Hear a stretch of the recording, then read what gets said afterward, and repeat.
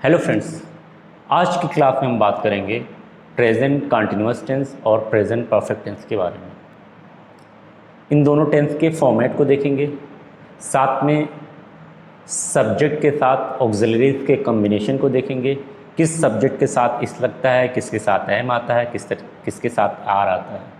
इसके अलावा इनका ट्रांसफॉर्मेशन पॉजिटिव सेंटेंस में, नेगेटिव सेंटेंस में, इंट्रोगेटिव सेंटेंस में कैसे किया जाता है।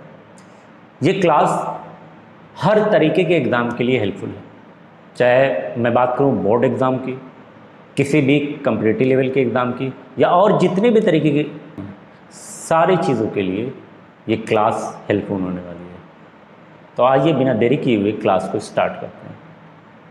आज की क्लास में हम प्रेजेंट कंटिन्यूअस टेंस और प्रेजेंट परफेक्ट टेंस के बारे में पढ़ेंगे। सबसे पहले बात करते हैं प्रेजेंट कंटिन्यूअस टेंस के बारे में।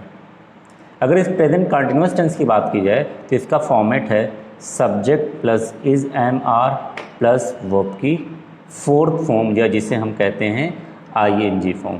इसमें बात करें इज एम आर की, तो इज एम आर आपका ऑक्सिलरीज है जो प्रेजेंट कंटिन्यूअस टेंस में यूज़ किया जाता है। पिछला टेंस हम पढ़े थे सिंपल प्रेजेंट टेंस, जिसमें हमने डू और डज ऑक्सिलरीज को यूज़ किया था। उसी की हेल्प से हम नेगेटिव सेंटेंस और इंट्रोगेटिव सेंटेंस बना रहे थे। आज is am are present continuous tense में ऑक्सिलरीज के रूप में यूज़ की जाती हैं। अब कहाँ पर इज़ यूज़ करेंगे, कहाँ पर एम यूज़ करेंगे, कहाँ पर आर यूज़ करेंगे, उसको देखते हैं। सबसे पहले अगर मैं बात करूँ इज़ की, तो आप देख सकते हैं इज़ आपकी सिंगुलर है। इट मीन्स जब सब्जेक्ट सिंगुलर होगा तो उस केस में हम इज़ यूज़ करेंगे। जब सब्जेक्ट आपका प्लूरल होगा तो इस केस में हम आर का यूज़ करेंगे, और जब सब्जेक्ट आपका आई होगा तो इस केस में हम यूज़ करेंगे आई की। जैसे यहाँ पर आपको 3 सेंटेंस मिलेंगे, एक राज इज़ राइटिंग, दूसरा है राज इज़ नॉट राइटिंग, और तीसरा सेंटेंस है इज़ राज राइटिंग। अगर पहले सेंटेंस की मैं बात करूँ तो पहला सेंटेंस आपका पॉजिटिव सेंटेंस है और दूसरा सेंटेंस आपका नेगेटिव। इन दोनों में डिफरेंस अगर आप देखेंगे तो दोनों में आपको नोट का डिफरेंस दिखेगा। जिस सेंटेंस में नोट नहीं लगा होता है उस सेंटेंस को हम पॉजिटिव सेंटेंस कहते हैं, और जिसमें नोट लग जाता है उस सेंटेंस को हम नेगेटिव सेंटेंस। ये चीज़ें हम पिछली क्लास में देख चुके हैं। पहले इस पॉजिटिव सेंटेंस की बात करते हैं।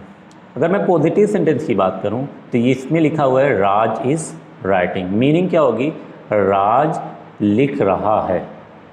अब इसे हम जर्नल फॉर्मेट से कंपेयर करते हैं। अगर मैं बात करूं राज की, तो राज यहाँ पर डूअर ऑफ द एक्शन है, यह एक्शन को करने वाला है। तो जो एक्शन को करने वाला होता है उसी को हम कहते हैं सब्जेक्ट। तो राज हमारा क्या हो जाएगा? सब्जेक्ट। सब्जेक्ट के बाद नंबर आता है इज एम आर। इसमें से हमें किसी एक को चूज़ करना है। इसमें से हमें, जब यहाँ पर राज आपका सिंगुलर है या प्लूरल है, एक की बात हो रही है या एक से ज़्यादा, तो क्लियर है राज का मतलब एक इंसान, तो इट मीन्स सिंगुलर सब्जेक्ट है। तो ऐसे में हमारी ऑक्सिलरीज भी सिंगुलर होगी। तो इज़ और एम और आर में कौन से ऑक्सिलरी सिंगुलर है? तो क्लियरली आप बता सकते हैं इसमें आपकी इस ऑक्सिलरी सिंगुलर है, इसलिए राज के साथ क्या आएगा?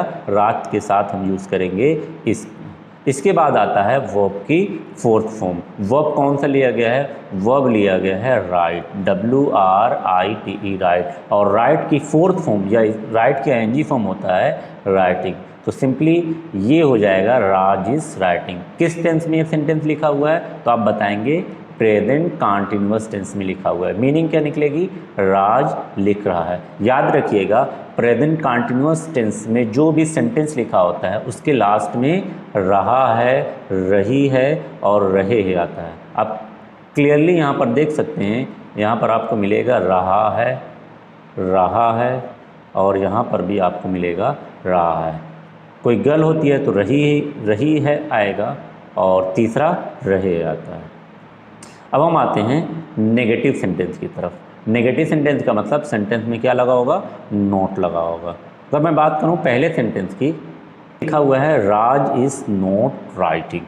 अगर इसे बैठाते हैं फॉर्मेट में सबसे पहले राज की बात करूं तो ये एक्शन को करने वाला, इसलिए ये क्या हो जाएगा, सब्जेक्ट हो जाएगा। सब्जेक्ट के बाद क्या है, सब्जेक्ट के बाद आना चाहिए ऑक्सिलरीज। कौन से ऑक्सिलरीज का यूज़ करेंगे तो हम पहले ही देख चुके हैं, इज ऑक्सिलरीज का यूज़ करेंगे, तो यहाँ पर हमने इज ऑक्सिलरीज को लगा दी।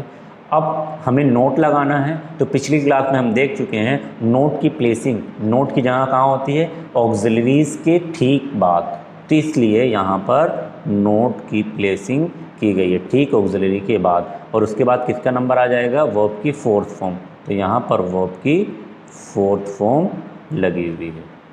तो ये हो जाएगा राज इज नॉट राइटिंग, राज नहीं लिख रहा है। उम्मीद है सेंटेंस लिखा हुआ है इस राज राइटिंग। अब ये कैसे सेंटेंस है, इंट्रोगेटिव सेंटेंस है। कैसा सेंटेंस है, इंट्रोगेटिव। कैसे पता चला, सबसे पहली चीज़ यहाँ पर आपको दिखेगा, यहाँ क्वेश्चन मार्क लगा हुआ है। क्या लगा हुआ है, क्वेश्चन मार्क लगा हुआ दिखेगा। दूसरी चीज़, इसकी स्टार्टिंग किससे हो रही है, इसकी स्टार्टिंग हो रही है ऑक्सिलरी से, या ये कह लें हेल्पिंग वर्ब से हो रही है। ये पहचान होती है इंट्रोगेटिव सेंटेंस की। तो यहाँ पर इससे स्टार्ट हो रहा है। अब क्यों इससे स्टार्ट हो रहा है, क्योंकि हमें पता है पहले से ही इंट्रोगेटिव सेंटेंस किससे स्टार्ट होता है, ऑक्सिलरी से। तो यही ऑक्सिलरी कहाँ पर आ जाएगी, बिल्कुल सब्जेक्ट से पहले आ जाएगी। ऑक्सिलरी की प्लेसिंग क्या हो जाएगी, सब्जेक्ट से पहले, इसलिए यहाँ पर इज़ आया हुआ है। इसके बाद आपका क्या आएगा, इज़ यहाँ पर हो जाएगा, इसके बाद आपका आएगा सब्जेक्ट, इसके बाद आएगा सब्जेक्ट। जैसा कि इस केस में सब्जेक्ट क्या है, इस केस में आपको सब्जेक्ट मिल रहा है राज है। राज के बाद आएगा, हम ये पहले ही यूज़ कर चुके हैं, इसके बाद आएगा वर्ब की फोर्थ फॉर्म। तो आप यहाँ पर देख सकते हैं वर्ब की फोर्थ फॉर्म लिखी हुई है राइटिंग, और लास्ट में क्या लगेगा, इंट्रोगेटिव मार्क। तो ये स्ट्रक्चर हो गया किसका, ये स्ट्रक्चर हो गया आपका इंट्रोगेटिव सेंटेंस का। इस राज राइटिंग, मीनिंग क्या होगी, क्या राज लिख रहा है। आइए बढ़ते हैं नेक्स्ट स्लाइड पर।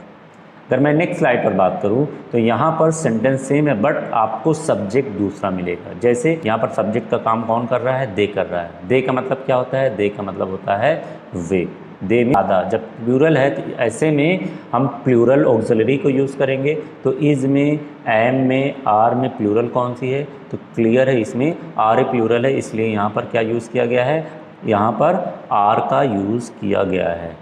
नेक्स्ट है, नेक्स्ट आएगा ऑक्सिलरी के बाद नंबर आता है वर्ब की फोर्थ फॉर्म का, तो यहाँ पर वर्ब की फोर्थ फॉर्म में यूज़ कर दी गई। तो ये हो गया दे आर राइटिंग, मीनिंग क्या होगी, वे सब लिख रहे हैं। इसमें भी आप देख सकते हैं रहा है, रही है, रहे आ रहा है। इसका नेगेटिव बनाएंगे तो सिंपली नेगेटिव में क्या लग जाएगा, नेगेटिव में आपका आ जाएगा नोट। जब लग जाता है उससे हम क्या कहते हैं, नेगेटिव सेंटेंस कहते हैं। तो स्ट्रक्चर सेम होगा।